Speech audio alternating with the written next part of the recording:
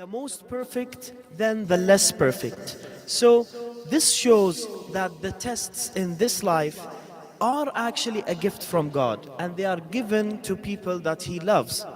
And there is another narration that ما نظر الله لمؤمن نظرة إلا أتحفه بشيء أقله الصداع, that if God looks mercifully upon a human being, He would give him a gift.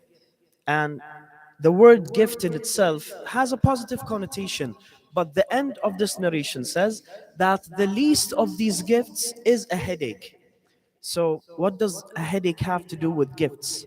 It is a sort of complementary thing, because whenever God gives us something that is good, He has to also test us equally.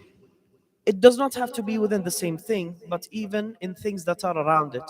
So, all in all, the more He gives us, the more He is going to test us also.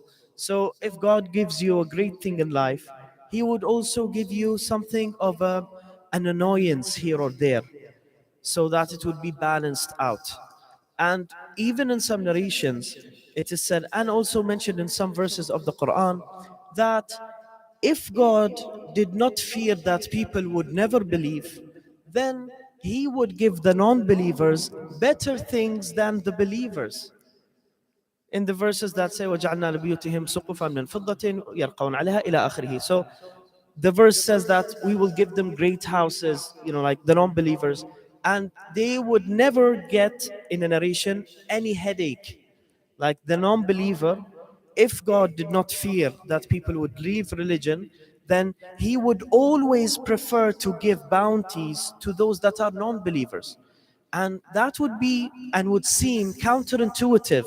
Why would God punish the believer and rather award the non-believer? Let's take this story that is mentioned in a narration. It is stated that there was once a believer in the Israelites, Bani Israel, and he actually had some great errand that he needed to resolve. And there was a tyrant, a king, an Israelite king, and that king was the one to resolve this issue for this believer. They both died in the same day. And what happened is that this non believer, this tyrant king, had a great march following him up to his grave, and, people crying and people feeling the sorrow. And, he was buried in the most respectful way that you could imagine.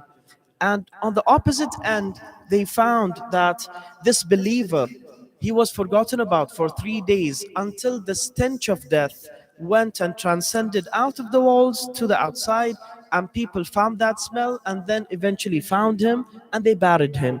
And while burying him, you would imagine they were saying that, oh, look at this believer, he believes in God and he was always virtuous, he was spending on the poor, he was not taking all of his revenue for himself, he was not living for himself, but rather for the others. And now see how he ended up.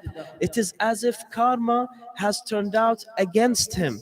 It is as if the believer is better than the non-believer. So naturally, the Prophet of that time would ask God that, why did this happen? Why did the good thing happen to the bad person, and vice versa? And indeed, even in this lifetime that we are all living in, you would in many times see that bad people eventually get good things and good people eventually get bad things. You would see, for example, a person who is a narcissist, a person who is unjust in every single way that you would find. He would have a perfect wife and, for example, a perfect family and perfect everything in life, while you would see the good person that tries to actually have good relations with his wife and children and tries to do the best that he can with the resources that he has, he would actually have some problems in his marriage with